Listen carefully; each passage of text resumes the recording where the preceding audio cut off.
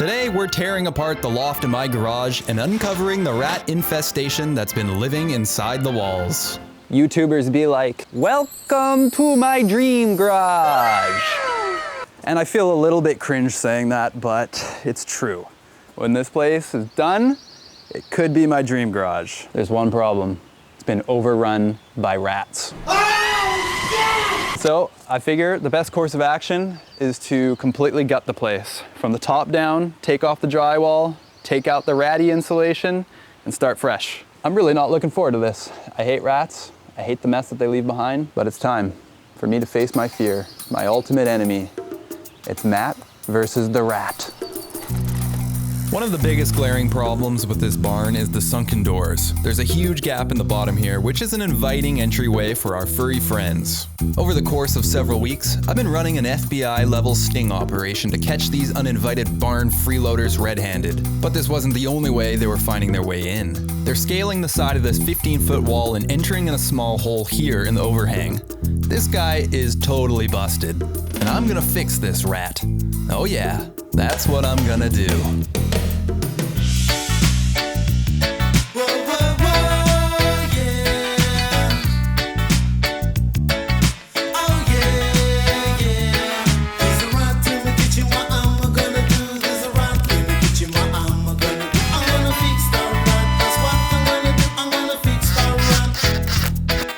So I was really concerned that if I seal up that hole a little too early, I might be trapping a rat inside only for it to die and rot and leave an even more awful, disgusting mess. But I can confidently say that's not going to happen because I caught him.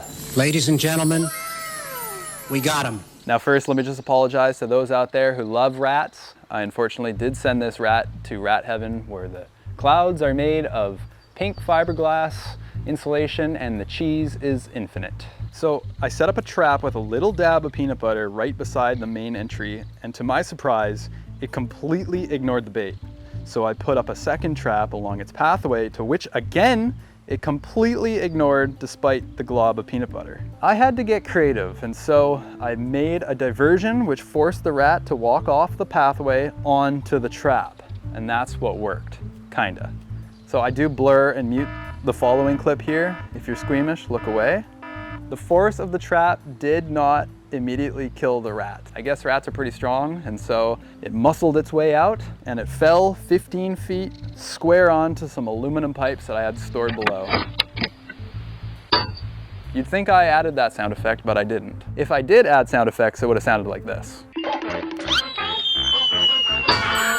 But here's the surprising part. The rat showed up the next day. I caught him on camera again, and then the next day it showed up again. But then after that, I never saw him again. So I'm assuming that it succumbed to its injuries and is now eating a cheese platter in rodent heaven. On the opposite side of the barn, there's another hole in the overhang. And while I never captured a rat using this hole, I found some other types of creatures that love this opening. Swallows and starlings are ridiculously nosy. If there's even a tiny gap, crack, or hole in the building, they're gonna try to squeeze in and explore and set up camp. It's go time. I got the full Tyvek suit, full face respirator. It's time to start taking out that ratty insulation. And we need the full PPE because rat poo is deadly. Nobody's getting hantavirus in this YouTube video. I got about half of the ceiling drywall taken down thanks to my friend James. Off camera, we took down some of the first boards, which was a huge help. But now I'm gonna need a really good friend to help me out with what's next because it's a very dirty job. Only a true friend like Dylan would be willing to suit up for this. Upstairs in the loft, the strategy is to lay a tarp down and use a kiddie pool to contain the mess in small sections. Then we just start cutting away and yanking out the filth. With every tug, we're wincing with one eye closed at the fear of something jumping out at us. But slow and steady, we're making progress and taking lots of breaks. Although the new heat pump is cooling it down a tad, the room doesn't have any airflow, and so it's absolutely sweltering. Ooh. Oh my God. It is hot in there. We have to take a lot of breaks. Every like 10 minutes, we gotta come outside and cool off. It's so sweaty. I got a hole in my crotch. First impressions from the first 2 hours, it's pretty gross. There's a lot of rat poo Just rat poo showers, urine caked, soaked insulation, gray hairs in the tunnels. It's pretty awful, guys. Not gonna lie. But with that said, it's actually not as bad as I expected because I thought we were gonna find some dead animals. So in that aspect, it's actually pretty good. But now we're gonna do the back wall, which could be worse because this is where we found piles of pine cones where we first drilled into this wall to install the heat pump. So it might just get worse. Let's go find out. Nothing tests a plastic kiddie pool quite like catching 20 pounds of pine cone packed insulation. There's so much debris in this wall that the insulation is so compact it's basically useless at this point. Absolutely crazy work from this sneaky squirrel. I respect the hustle though, because this must be like its whole retirement fund. Well, what do you know? I spoke too soon because we just found a dead squirrel in the wall. It had no eyeballs. It was stiff as a board and it just kind of plopped out into the kiddie pool. But it wasn't rotting. It wasn't like that gross. It was just kind of furry and stiff. So yeah, how's your day going? Well, it was really nice to have friend support in the first stage of this process, but now I have the confidence to take on the rest by myself. So I'm working early mornings and late nights while the weather is cool to remove more drywall. Now, I have had people question why I'm going to the trouble of removing all this insulation when I could just seal it up and never see it ever again. But to me, I'll never be comfortable in this room knowing the mess behind the walls. Not only that, but there's so much damage that's been done, the insulation has lost so much of its insulating effect. So yeah, I'm using this space as an opportunity to learn. And I'm betting on myself that it'll all be worth it. Well guys, I'm pretty stoked because we are in the final stretch of this insulation nightmare. And I'm pretty proud of myself too because I took down the rest of the drywall on my own.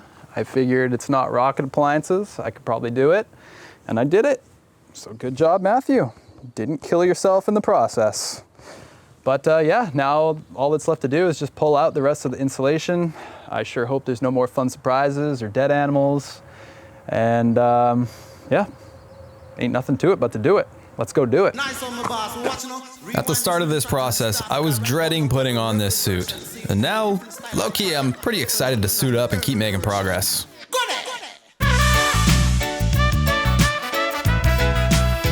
I've been putting a lot of thought into what I want to do with this room, and I'll share some of those ideas with you soon. As gross as it is, I oddly feel like this will be a fond memory one day. Well, maybe fond is not the right word, but I'm never gonna forget staring down these tunnels made of gray hair and poop. I'll be telling this story forever. Doing this all by myself makes me wonder what's hiding behind walls of an average home. Ignorance really is bliss, and once you open Pandora's box, you can never unsee what's inside. A good portion of the insulation in the walls was actually untouched and in pretty good shape, but I figure, screw it, I'm starting completely fresh. I don't care the extra cost of materials. I've made my decision and there's no going back. Unfortunately, I've yet to see another deceased creature in these walls, which is really nice because I totally expected to find a number of skeletons. There's a chance we missed them, but I'm not complaining. You may have noticed I've meticulously labeled and mapped out where all these pieces of drywall belong when I rebuild. I'm not exactly sure how much I'll hang back up, but I definitely won't regret making these notes. The corner stairwell is definitely the most challenging part of the room, but with this $100 garage sale find, a drywall lift makes light work of a full-size board. I should probably wear a hard hat next time though. So I pull out the final pieces of pink and discover the last few investments from Mr. Squirrel here.